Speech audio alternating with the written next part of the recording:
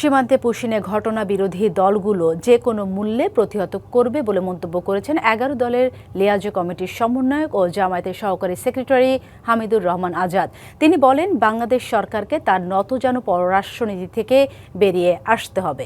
দুপুরে রাজধানী মগবাজারে দলের কেন্দ্রীয় কার্যালয়ে ১১ দলের বৈঠক শেষে সংবাদ সম্মেলনে এসব কথা বলেন তিনি। তার অভিযোগ, প্রতিবেশী দেশ ভারত বাংলাদেশের সঙ্গে ধারাবাহিকভাবে বাড়াবাড়ি করে যাচ্ছে এবং সম্প্রতি পুশিনের ঘটনাগুলো তারই অংশ। পুশিন ঠেকাতে বিজিবির পাশাপাশি দেশপ্রেমিক জনগণও প্রস্তুত রয়েছে।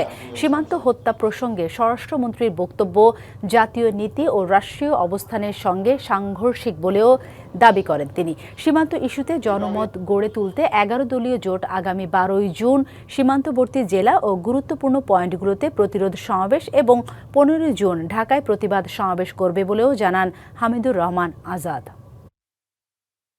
সীমান্ত পরিস্থিতি যা, সরকার সেই ক্ষেত্রে যে পদক্ষেপ নেওয়ার কথা যথাযথ পদক্ষেপ নিতে বাধ্য হয়েছে।